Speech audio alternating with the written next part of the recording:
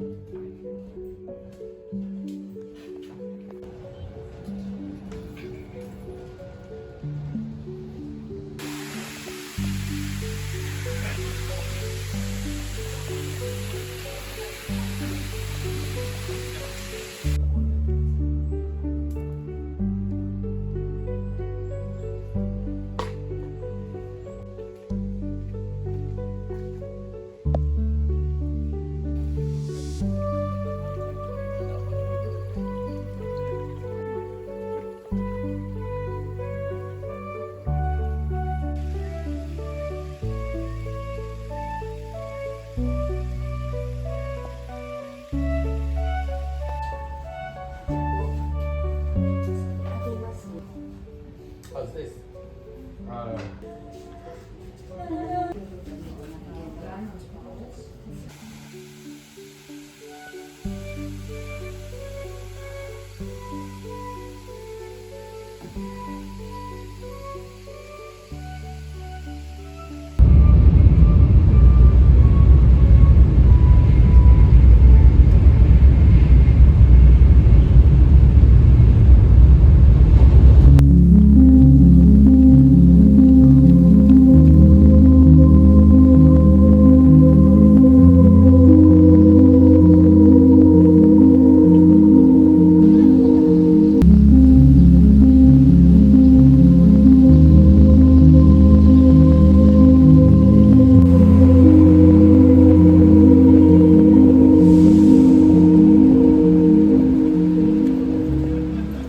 On vient d'arriver à notre hôtel à Hiroshima, du coup je vais vous le montrer juste après.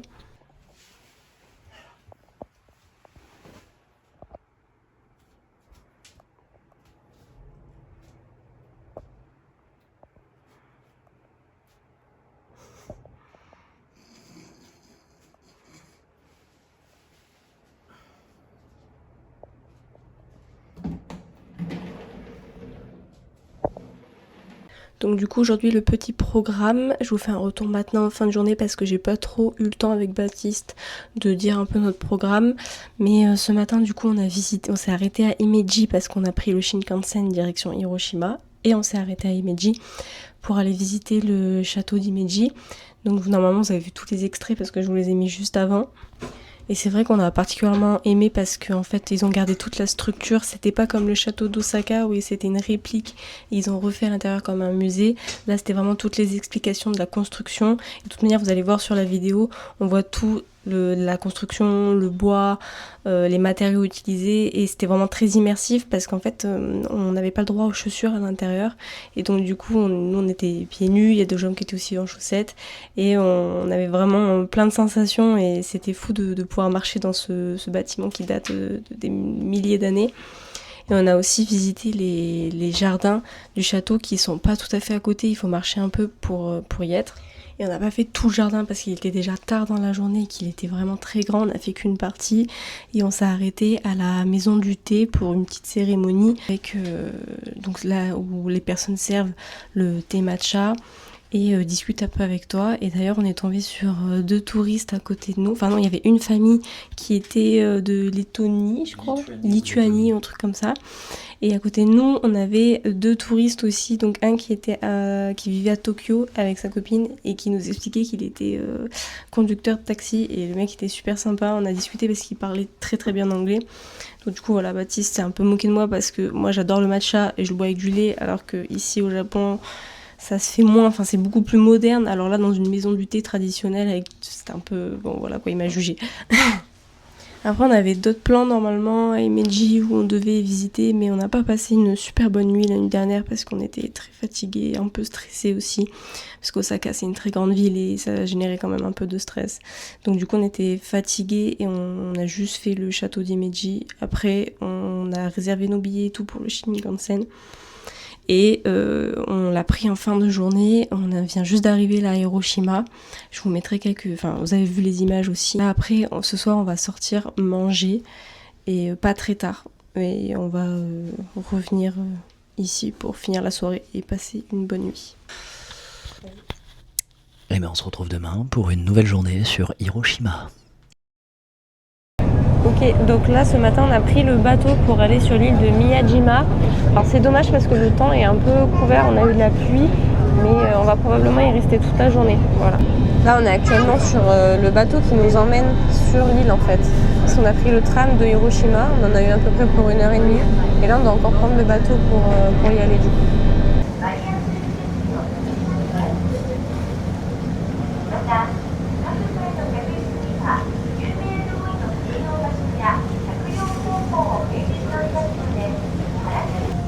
Ouais, c'est ce qu'on disait avec Baptiste, ce qui est chouette, c'est qu'il fait pas hyper beau, mais avec la brume, ça donne un côté un peu mystique, aventure, c'est chouette.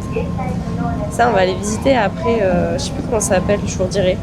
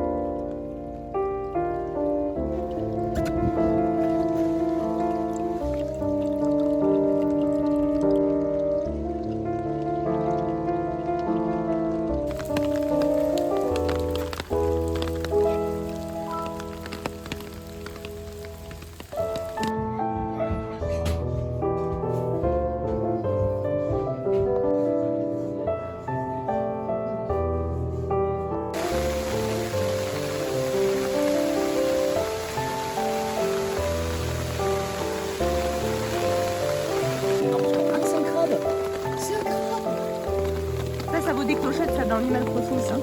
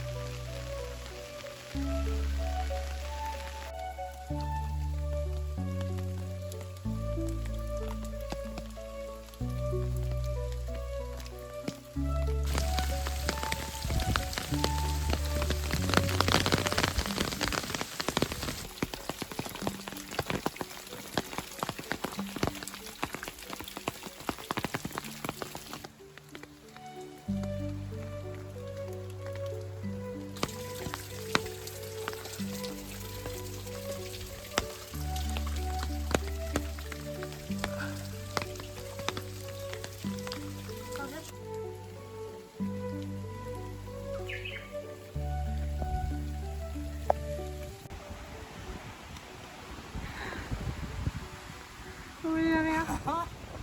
Bah, franchement, la vue, pas mal. Ouais, pas mal.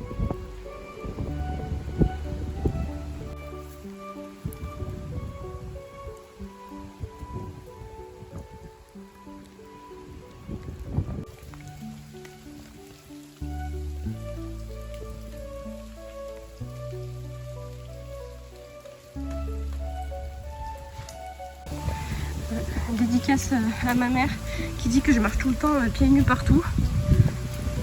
Et bah oui.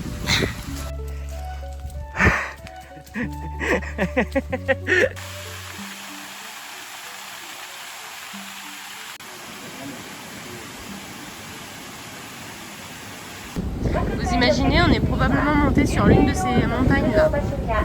Sur une de celles-là, là. On a dû faire un tour comme ça là. Ok, j'en profite maintenant que j'ai 2 minutes pour pouvoir prendre un peu la caméra.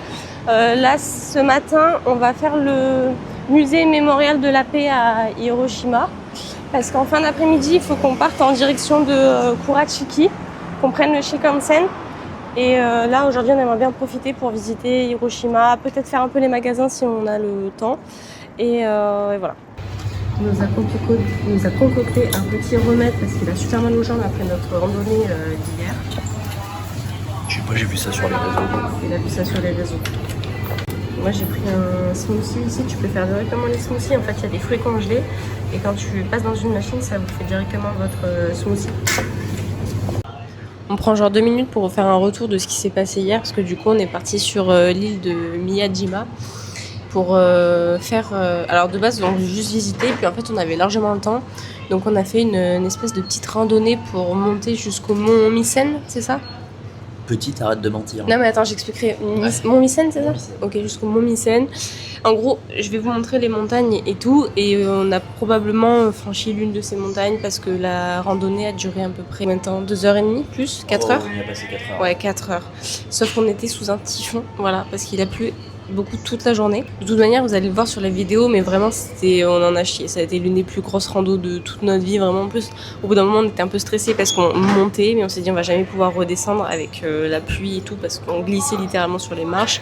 Moi, j'étais en petite sandale, celle que j'ai au pied, donc c'était compliqué parce que je glissais. Je me mets là parce qu'il y a un peu de monde. Et Baptiste, on était totalement trempés. Baptiste aussi, même nos parapluies, nos kawaii ne suffisaient plus. Et donc du coup on est monté quand même jusqu'en haut. Vraiment le seul truc dommage c'est que sur Miyajima, quand on arrive tout en haut, normalement on est censé avoir une vue sur toute l'île et tout. Là il y avait tellement de brouillard que c'était impossible de voir quoi que ce soit. De manière vous allez le voir, la brume elle est tellement épaisse qu'on voit rien. Mais bon, au moins ce qui est bien c'est qu'en termes d'expérience c'était hyper riche. On a croisé plein de biches, on a croisé un cerf aussi. Tu fais la rando, on a les petites grenouilles qui sautent au milieu de tes pieds, on a vu des crabes et tout. C'était une super expérience, même quand t'es perdu au milieu des temples et tout, donc ça c'était fou. Et on a fini, on est arrivé jusqu'en haut et normalement en haut il y avait un téléphérique, sauf qu'on s'est dit avec le temps, c'est sûr, le truc il va jamais marcher. Mais on arrive quand même jusqu'en haut après 2h30, on voit personne et tout. Personne. Mais le bâtiment était ouvert, parce que c'est souvent ça au Japon. Même s'il n'y a personne, les bâtiments sont ouverts parce que personne ne vole de toute manière. Et Baptiste, il monte jusqu'en haut, et juste parce que c'était sur 2 étages, l'espèce de truc téléphérique, et il voit une petite mamie japonaise. En fait, je monte en haut, je suis tout trempé, essoufflé. Et là, la mamie, elle me regarde de loin, là, je pense qu'elle voyait pas très bien, elle fait comme ça. Oh Elle était choc-barre. Elle était choquée parce qu'en fait on était les seuls touristes à faire le parcours parce qu'il y avait tellement de pluie, enfin vraiment c'était une tempête que c'était vraiment un peu dangereux de faire cette randonnée parce que ça glissait de fou et vraiment c'était que des marches pendant 2h30 donc je vous laisse imaginer le parcours, de toute manière vous voyez très bien la caméra et elle était choquée, genre elle était en mode oh my god et tout et donc du coup bien sûr elle nous dit que le téléphérique ne marche pas. Rien de nouveau, mais elle nous indique quand même le parcours pour rentrer à pied. Donc rebelote, on a fait 1h30 retour. La seule différence, c'est que moi, avec mes claquettes, je glissais tellement, c'était horrible, mais horrible. Donc j'ai fini par les enlever, voilà. Et j'ai fait la rando totalement pieds nus, parce que j'adhérais beaucoup mieux en fait. Et du coup, voilà, c'était très fatigant. C'est pour ça que ce matin, au niveau articulation et tout, on est fatigué. C'est pour ça qu'on a fait des trucs énergie. Mais au moins, voilà, on l'a fait, on est bien arrivé jusqu'en bas et tout. Et franchement, c'était une expérience folle et incroyable. C'était hyper dur et franchement, on s'est fait peur. Mais c'est une des meilleures expériences de toute nos vies. Voilà.